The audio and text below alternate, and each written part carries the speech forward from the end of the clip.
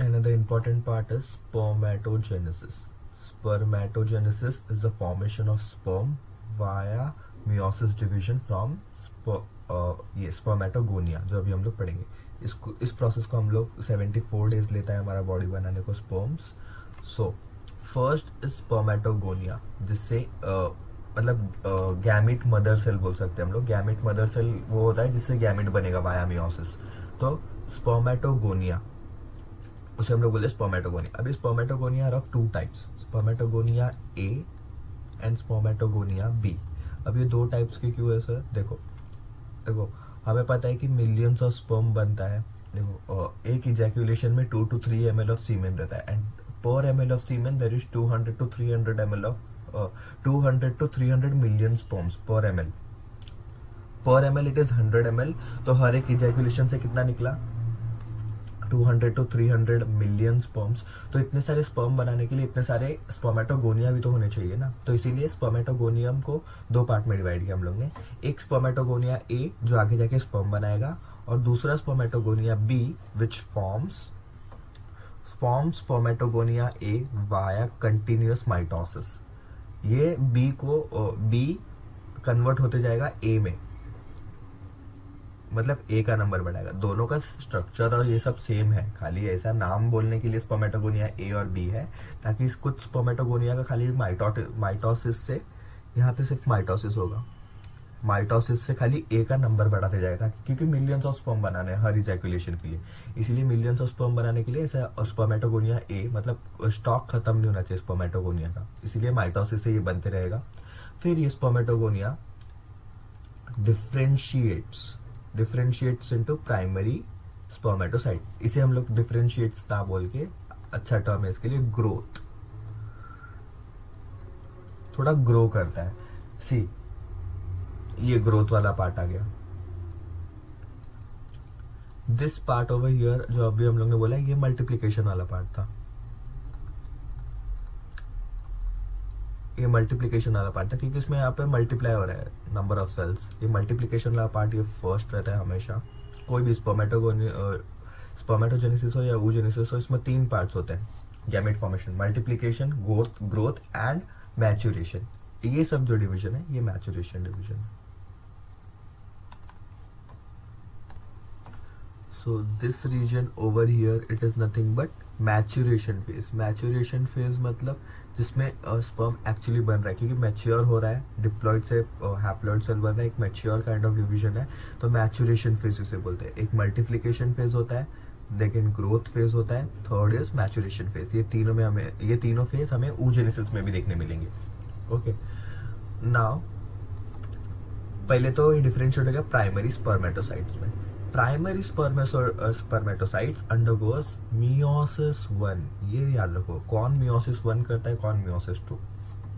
Primary spermatocyte undergoes meiosis 1 stage, meiosis 1 division. क्योंकि meiosis में दो होता है, मियोसिस 1 और मियोसिस 2. उसमें से आपको पता है कि meiosis 1 is a reductional division, जिसमें क्रोमोसोम नंबर हाफ होता है.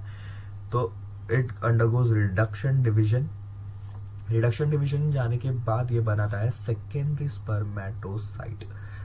तो ये हमें याद रखना पड़ेगा कि प्राइमरी स्पर्मेटोसाइट से सेकेंडरी स्पर्मेटोसाइट कैसे बना, वाया रिडक्शन डिवीजन. मतलब मियोसिस 1, पूरा मियोसिस कंप्लीट नहीं हुआ है, सिर्फ मियोसिस का फर्स्ट स्टेज कंप्लीट हुआ है, मियोसिस 1.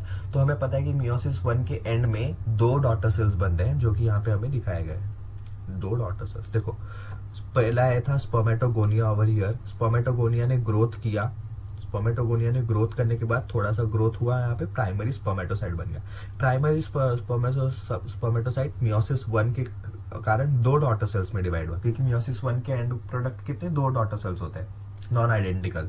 तो सेकेंडरी स्पर्मेटोसाइट बना. और यहाँ पे ये याद रखने वाली चीज है कि स्पर्मेटोगोनियम, देखो स्पर्मेटोगोनियम डिप्लॉयड है यहाँ पे, स्पर्मेटोगोनिया ए और बी भी डिप्लॉयड है, क्योंकि इनमें सिर्फ माइटोसिस हो रहा है. यहाँ पे स्पर्मेटोगोनियम ए हो या बी हो, इट इज डिप्लॉयड. फिर प्राइमरी स्पर्मेटोसाइट में सिर्फ ग्रोथ हुआ है, क्रोमोसोम के नंबर में कुछ छेड़छाड़ नहीं हुआ है, इसीलिए primary spermatocyte is also diploid in number. But the secondary spermatocyte is haploid in number. इसके आगे जो भी आएगा हैप्लॉयड होगा, क्योंकि यहाँ पे मियोसिस 1 कंप्लीट हो गया है. ये याद रखना है, प्राइमरी और सेकेंडरी के बीच में मियोसिस 1 हुआ है, इसके बीच में ही क्रोमोसोम का चेंज हुआ है. ओके, नेक्स्ट प्राइमरी, अभी secondary spermatocyte undergoes meiosis two equational division, क्योंकि ये माइटोसिस के जैसा ही सिमिलर होता है। Meiosis two is equal to mitosis, सिर्फ 2 डॉटर सेल्स बन जाते हैं unidentical. Secondary spermatocyte meiosis 2 complete होने के बाद हमें मिलेगा स्पर्मेटिड्स। अभी हमें पता है secondary spermato at the end of meiosis 2 there are 4 daughter cells formed, जो कि हमें दिख रहे हैं यहाँ पे कि 4 डॉटर सेल्स आर फॉर्म्ड। अभी ये स्पर्म बना नहीं है, स्पर्मेटिड्स है। स्पर्मेटिड्स मतलब स्पर्म जैसे दिखने वाला, टिड्स मतलब क्या होता है, लाइक स्पर्म्स। ये टिड जो एंड होता है ना, यूज करते हैं स्पर्मेटिड, ऊटिड, मतलब बना नहीं है एक्चुअल गैमीट, उसके जैसा दिखने वाला कुछ स्ट्रक्चर, क्योंकि इससे ही स्पर्म बनने वाला है। फिर यहाँ पे स्पर्मियोजेनेसिस से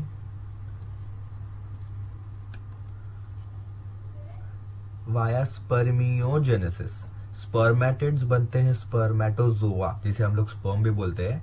स्पर्मेटिड्स बनते हैं स्पर्मेटोजोआ में via the process of spermiogenesis, the conversion of immature spermatids into mature sperms और spermatozoa is known as spermiogenesis. बहुत इंपॉर्टेंट है क्योंकि बच्चे कंफ्यूज हो जाते हैं ये 4 टर्म में।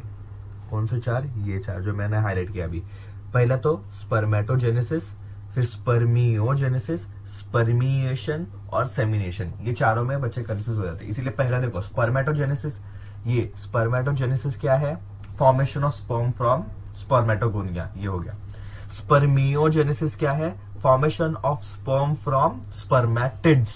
स्पर्मेटिड्स से स्पर्म बनने को हम लोग बोलते हैं स्पर्मियोजेनेसिस। ओके, और हम लोग स्पर्मेटोजेनेसिस को ऐसे भी बोल सकते हैं कि formation of mature male gamete, the process of formation of mature male gamete is called spermatogenesis. Spermatid से स्पर्म बने को स्पर्मियोजेनेसिस। अभी क्या होगा ना, ये बन गए 4 स्पर्म, 4 स्पर्मेटिड से 4 स्पर्म, सिर्फ उनका स्ट्रक्चर चेंज हुआ है। मतलब देखो ये सेल को नया सा स्ट्रक्चर मिल गया है, स्ट्रक्चर ऑफ स्पर्म हम लोग पढ़ेंगे आगे।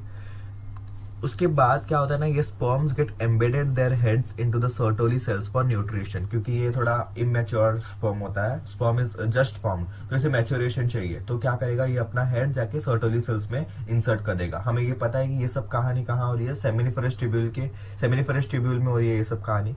सेमिनिफरस ट्यूब्यूल में और एक टाइप ऑफ सेल भी होता है सर्टोली सेल्स, तो सर्टोली सेल्स में जाके न्यूट्रिशन लेगा। फिर जब भी न्यूट्रिशन लेके कंप्लीट हो जाएगा इसका, न्यूट्रिशन लेने के बाद finally they are released into the lumen of the seminiferous tubule.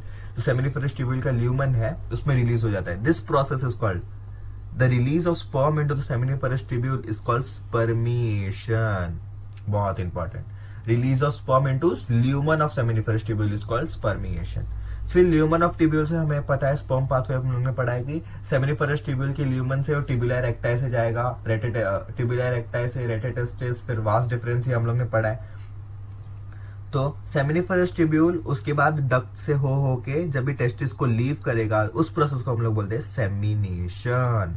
उस प्रोसेस को हम लोग क्या बोलते हैं? सेमिनेशन।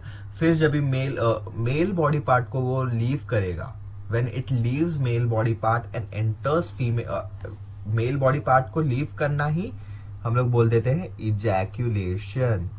तो ejaculation is leaving male body। हम लोग ऐसा समझ सकते हैं कि जब भी मेल बॉडी पार्ट को सीमेन या स्पर्म छोड़ देता है, मतलब लीव करता है, तो इसे बोलते हैं ejaculation। और एक टर्म आता है इसमें insemination, जिसे जब बोला जाता है जब sperms enter female reproductive tract, female reproductive tract, जब फीमेल रिप्रोडक्टिव ट्रैक्ट में एंटर करता है तो उसे बोलते हैं इंसेमिनेशन। जब मेल बॉडी को लिव करता है उसे बोलते हैं इजैक्यूलेशन। देखो एक ही प्रोसेस का, मतलब स्पर्म को इधर से इधर गया तो हम लोग ने उस प्रोसेस को नाम दे दिया। जब स्पर्म बना, स्पर्मेटिड से स्पर्मियोजेनेसिस, फिर सर्टोली सेल से ल्यूमेन ऑफ सेमिनिफरस ट्यूब्यूल में आया, हम लोग ने उनको नाम दे दिया स्पर्मिएशन। फिर सेमिनिफरस ट्यूब्यूल से टेस्टिस से बाहर गया तो हो गया सेमिनेशन। ऐसा ये सब अलग अलग टर्म्स है खाली मूवमेंट ऑफ स्पर्म को दिखाने के लिए। तो this process is spermatogenesis which takes 74 days. Okay, तो बेसिकली इसमें क्या हुआ, स्पर्मेटोगोनिया डिवाइड ग्रोथ होता है, स्पर्मेटोगोनिया बहुत सारे स्पर्मेटोगोनिया बोलते हैं इन मल्टीप्लिकेशन फेज, पहला फेज कंप्लीट। फिर ग्रोथ होता है स्पर्मेटोगोनिया में, differentiated to primary spermatocyte, primary से सेकेंडरी बनता है via meiosis 1, very important, via meiosis 1 secondary बनता है, तो इसमें रिडक्शन हो गया, primary spermatocyte is diploid, secondary spermatocyte is haploid. फिर मियोसिस 2 होगा, पूरा मियोसिस डिवीजन कंप्लीट हो गया, स्पर्मेटिड बना, स्पर्मेटिड का फिर वापस थोड़ा मैच्योरेशन होगा, स्पर्म्स या स्पर्मेटोजोआ बनेगा जिसको बोलते हैं स्पर्मियोजेनेसिस। फिर न्यूट्रिशन लेंगे, फिर ल्यूमन, जब भी न्यूट्रिशन लेने के बाद सेमिनिफरस ट्यूब्यूल के ल्यूमन में आएंगे, उस प्रोसेस को हम लोग बोल देंगे स्पर्मिएशन। फिर सेमिनिफरस ट्यूब्यूल से जब भी टेस्टिस को लीव करेंगे, उस प्रोसेस को हम लोग बोल देंगे सेमिनेशन। और ये जो दो टर्म है, इजैक्यूलेशन एंड